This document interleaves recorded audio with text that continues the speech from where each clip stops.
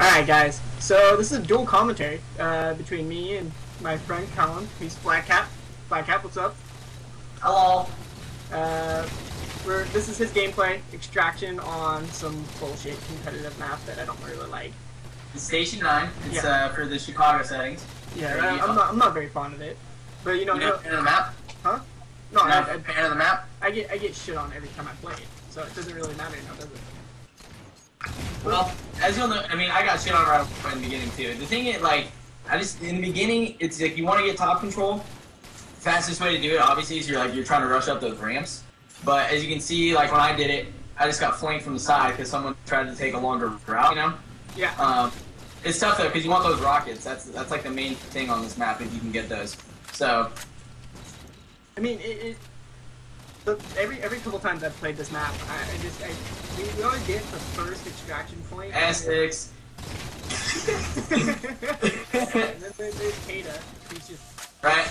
So the idea here, like I knew, like obviously I was gonna die, but we just got the arm and we had two other people top mid. So I was like, if I can keep both of them one shot, it can delay their push because obviously this game you want to push and you have all four of your team up, you know. Yeah. Otherwise, pretty much wasting your time running in one by one. What is Kada doing? Like Kada is definitely he's trying to flank around right here. Like the top one is you want to get multiple angles going, but you don't want to split up too much because if you find yourself in a 1v2, obviously you're gonna lose. So yeah, and if you French fry, you're not gonna have a good time. But right. What's happening really is like I'm watching this video and I mean I know how to play this map and we always get that top extraction point. That's always our first one, and when I'm always on the team, I always get that one. So I don't know, like, the top one, you mean? Yeah, I don't know if we can never get the secondary ones, and that's the thing that causes the problem mostly for me. Alright, so well these ones right here, obviously, right? So like I pre-nated that because the last one was just top middle. Yeah, I'm thinking that they're probably gonna be spawning opposite side where I spawn. So the fastest route to get over here, they're gonna come top middle and on the side ramp, right? Yeah. So the pre-nade there, get the easy double right there. That was unfortunate because they get the arm, but it's better that they waste their rocket killing me when they're arming than when they're defending the arm. Yeah. So this will make it easier for us in the end. So that's why I challenged it. And this game type's really unique in the sense that when you get the defuse or the conversion, when you're converting the extraction point, it resets the time back to 50 seconds or 45 or however long it is. Right. It stops when you haunt it. So like up to the very last second, even you can get the switch. Yeah. And so that in its own right makes this game type really unique, and I feel like this might in some way or another replace King of the Hill in the long run, but that's just my. Right. No, totally. That's my opinion. I agree. So right there, obviously, like what we were trying to do is get 4 up. Is generally what you want to do on this. And they called us on it too fast, and they knew what we were doing, and so they decided to send 2 flankers, and we just got pretty much shit on while we were waiting, and there was only 2 of us up. Yeah. You got 2 so people pushing down. Easy extraction on that, but you know, the next one goes to the top. And these 2 are pretty easy to control, especially if you have a DMR, if you pick one up off the map, because it's all long lines of sight. So, for those people who don't really know, like the competitive game types, there is no DMR start anymore. It's all battle rifle. No, there's no DMR start. They've peppered them, if you will, around the map. And there's a couple other pickups on this one. I don't think jetpack, bottom yellow and bottom green, and then I think there's a needler too. Yeah. What's your opinion on the whole DMR and battle rifle thing? Do you feel like the battle rifle is a better competitive weapon and to have the DMRs on the map, or do you think there should be a DMR start? I think the battle rifle is definitely better for competitive play, but just because you can't five someone across the map like you could super easily, you know. But at the same time, like coming off of Reach, everyone got super good with the DMR, so like I was naturally inclined to use that when I first started playing Halo 4, and basically I had to like relearn how to shoot. Yeah, I mean, so like it might just be kind of tough for a lot of the people that play just the normal playlist to come in and do the customs just because they're so used to the DMR, I feel like. Yeah, I feel like with the battle rifle, you're more inclined to do team shot. It helps with the assist aspect. I mean, Halo Reach had a horrible assist system, and me personally, I feel like I'm more of a support player. And with the battle rifle, I mean, with the DMR mostly, I feel like I'm spamming my shots. Even though there is a slight bloom, I feel like when I pull that trigger, I pull it as fast as I can because I want to kill the person quicker. Right. But I end up missing my shots mostly. So I prefer the battle rifle because I like to pace it a little bit, and I feel like I'm. Yeah, if you miss once with the DMR, then you're pretty much screwed. You'll see, it happens to me a couple times. Like, so right there, that was a good push by them though, because we just got the arm, and they had the pinch basically. Like for these top ones, it's all about coming from that bottom yellow where you see Gabe right now, and then from the top right side as well. Yeah. So like when you're trying to defend these, you want to control like basically where I'm sitting right here. You want to just kick it and watch for that one person coming around. But since I saw Quinn spawn there, I've dropped the hologram, so people, if they go down there, they're going to think there's two instead of one of us, and I push back up top. Yeah, I got you. Someone called in a bullshit. Oh, it's hologram, that's what that is. Who uses hologram? That's like the hard light. Because you can totally fool people with it. Yeah, that's like the hard light shield in a free-for-all, though. Like, who the fuck uses a hard light shield in a free-for-all? It's the only way that you can counter the railgun is with a hard light shield. That thing is way too good otherwise. Badass and you have the railgun. So watch this. So decisiveness, right? Waste a rocket. I'd pop the hologram. You waste a second rocket on it, and then I'm just kicking it up here, right? Just cruising, looking for the beatdown. But that's 3 rockets he used on one person. Yeah. So the hologram, like right there, is super helpful. Yeah, I mean, it is. As far as the rockets go, if you can't have them, make them waste as many as possible. Right. I mean, unless you're like me. Oh my god, dude!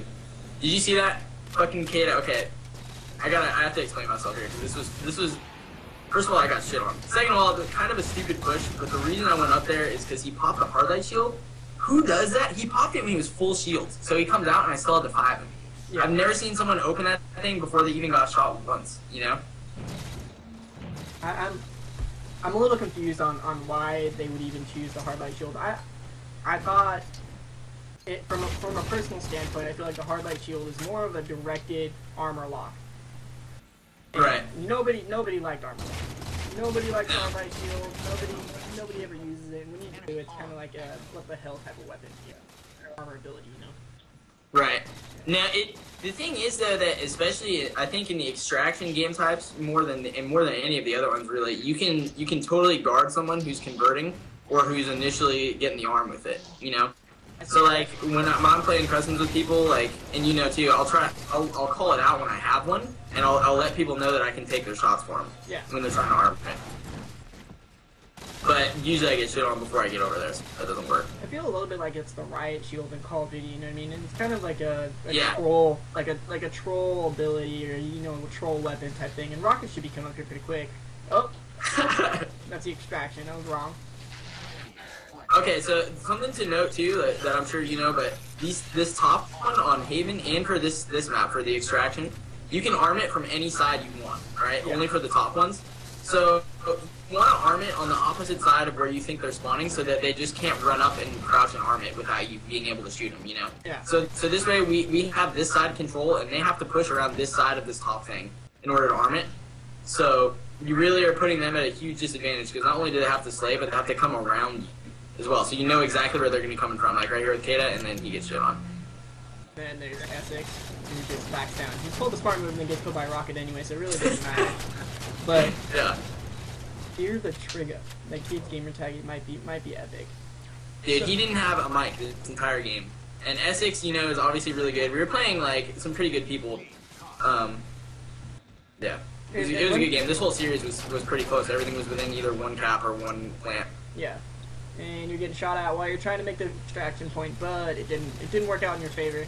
They got the bottom green ramp spawn, unfortunately, and they were just able to look over right away. Yeah. This kid is holding them off by himself. There's 3 players versus him. And he's tanking every shot, but he's also being a badass, and that's grenade kill.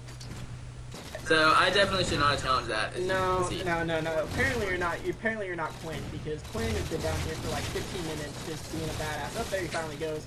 No, dude. Okay, you would assume, right, that initially all 4 people were down there. Yeah. I killed one with a nade, and I was like, by this point, they're probably going to be pushing around to try to get that pinch going on. But instead, I jump out and I get shot by 3 people. That instant respawn definitely throws people off. And it's not instant respawn in this one? No, it's 8 seconds on this one. 8 seconds? Mm-hmm. Oh, stupid. But see, this just shows too the DMR, like when you're trying to guard one of these ramps. I'm taking on 2 people.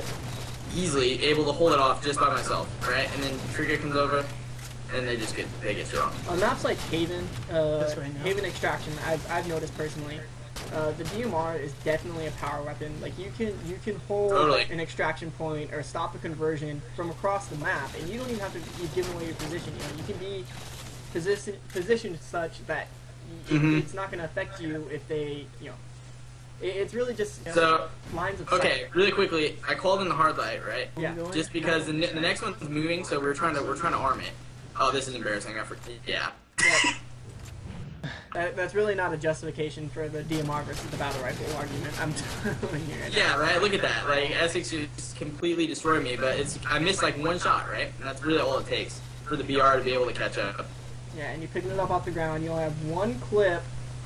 One clip here. Let's see. But see right here, it's like you want to go. The jetpack up from the middle is really unexpected. Unfortunately, like again, he height glitched. I missed a shot with the DMR.